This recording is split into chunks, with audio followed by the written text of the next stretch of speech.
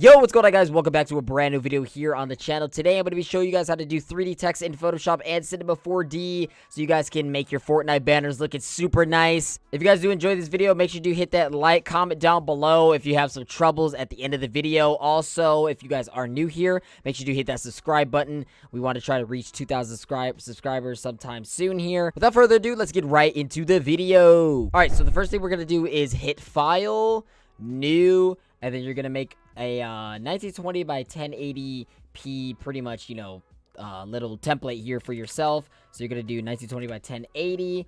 Make sure it's on pixels, 72 resolution, RGB color, 8-bit. Sometimes I do 16-bit. It doesn't matter which one you want to do. We can do 60-bit for now. And then you're also going to want to choose white background and then create. First thing you want to do is go ahead and click off of the little lock right here. And the one thing that I like to do is change the color from white to like a gray, because the white kind of hurts my eyes. So you're going to want to come over here to the bottom right and double click your layer 0 to bring up this little overlay. And you're going to want to come down here to color overlay. Click that. Make sure it's on normal, opacity 100%. Click the little color template right there. And I usually bring mine down like here to the bottom kind of to make it like grayish black. So I can, it's a lot more visible and easier to see. So you're going to go ahead and click OK. Now we're going to go ahead and get our text tool so we can start making our, text. For this banner right here, I'm making a banner for someone. So I'm pretty much, his name is going to be, I think it's like Sipe or Sipe. I'm sorry if I butchered your name if you're watching this video, but yeah, that's his name. So we're going to be making that today. So I'm going to go ahead and type up Sipe, Sip, however you say your name. I'm so sorry if I butchered your name, bro. And you're going to want to click Control T. That pretty much brings the, the free transform up. And then you're going to want to drag it out just to make it a little bigger so you can actually see and work with it. Moving ahead, after you got your text, you're going to want to come over here to the bottom right on your text. Make a new layer. So you're going to come down here next to the little trash can thing and click the new layer. Then after that, you're going to drag this layer down below. That's going to be pretty much our background layer. That's if you want to do a background. I'll show you both ways if you want to do it with a background or without a background. So after you got your text laid out here, you're going to want to go down here to the new layer tab. And then it's right next to the trash can. You're just going to click it. You're going to drag it down below your text and call it background. You're going to pretty much double click it and rename it to background. That's pretty much, if you want to do a background for your text or not. Some people like it, some people don't. It doesn't matter. I do both ways. So after you make your background, you're going to want to come back and click on your text. Highlight over the little T right here and hold Control until you see this little dotted box, and then left click. So that pretty much puts marching ants around your, your text, so you can make yourself a path whenever you get there. After you got your marching ants around your text, you're going to want to go up here to select, modify, and expand. And you're going to expand this by 20 pixels. And that pretty much puts like this little line around it.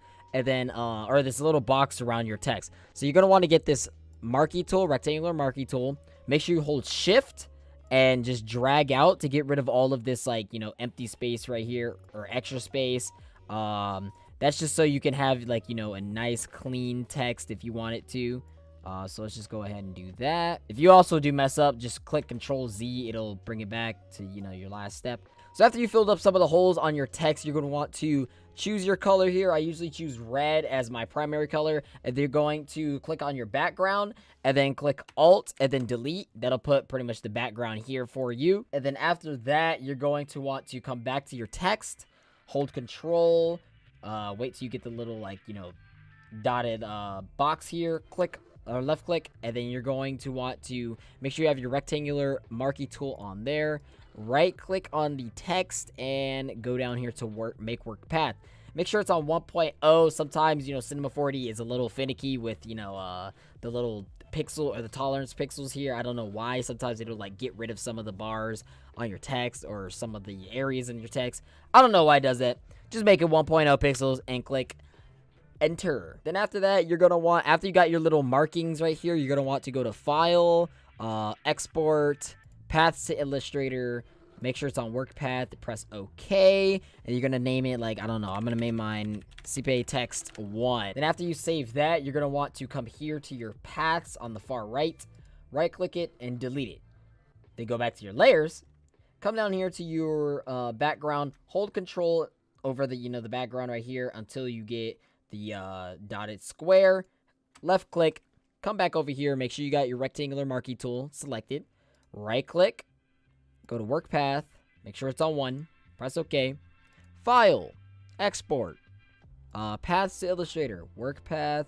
OK. And then we're going to do CPA text 2. So pretty much everything is done here in Photoshop. And yeah, I'll bring you guys over to Cinema 4D. Now that we are in Cinema 4D, you're going to want to come over here to the top right and click File. Merge. And then wherever you saved your text, I think mine was here. No, it was not there. I don't know where mine was. Okay, for some reason I saved mine in CPA. I mean, in my PSDs folders. But yeah, you're gonna want to find wherever you saved it. And then click on the first one that you made. So this is for the text. Make sure the scale is on 1 centimeters. Connect splines is checked, and click OK. Now you're probably not gonna see anything for now. Here, on your screen. Don't worry about that. If you're gonna be doing a background, just click on file again, go merge, and then you're going to want to do the second text version. Make sure it's on 1 centimeters, and then it connects splines. And then you have both your, your text 1 and text 2. So you're going to want to click on text 1, hold shift, click text 2, and then just drag it over here, to the middle area. And that's, pretty much how you get your text. If you want to know how to zoom in and out, you just hold Alt and just use your scroll wheel. That pretty much zooms in and out. Now, the next step is for your main text, you're going to want to open up this little, folder here. Press on path 1, hold shift, and go to the bottom of the path 4. Click it again. Right click, go to connect objects and delete. Drag your path 1.1 out of this little group, and you can just go ahead and delete that. Now, for the 3D feature, you're going to want to click on your text 1. So it's pretty much your background. This is if you're doing a background. It's the same method if you're not doing a background. But if you want to do a background, just click on your text here for your background text. Go to the little square right here and click extrude. Drag your text into extrude until you see the down arrow. And then there you go. Boom. You got your text. It's looking all 3D and stuff. It's not looking too great, but, we'll get there. After you drag your text inside of there, you're going to want to click extrude. Oh, well, the extrude tab. Go to caps. Make the cap, the start cap at fillet cap. Make the end cap fillet cap. Then you're going to want to change your fillet type to engraved. And change the falling angle to 125 degrees. Then after you do that, you're going to also want to do the same step for your text. Go ahead and get your extrude. Drag your path into the extrude till you see the down arrow. Click on extrude. Click caps. Go to start cap, fillet cap, end cap, fillet cap. And then put your steps on 2 for both of them. And then your falling angle at 125. Now, if you want to expand out, make it a little bigger because it's a little flat right now, and that's not looking too good. So, you're going to want to go back to your original background and click on Object. And right here where it says Movement on the very third one, you're going to want to make it 75. That's how you make it a little thicker. Then you want to click on Extrude 1. That's pretty much your main text. Go back to Object. I usually make this like 45 or so, and then you're going to want to drag this out just to make it a little 3D, just like that, As far as colors, I mean, you could make your own, materials if you want to, learn how to make your own materials. There's plenty of tutorials on YouTube on how to do that.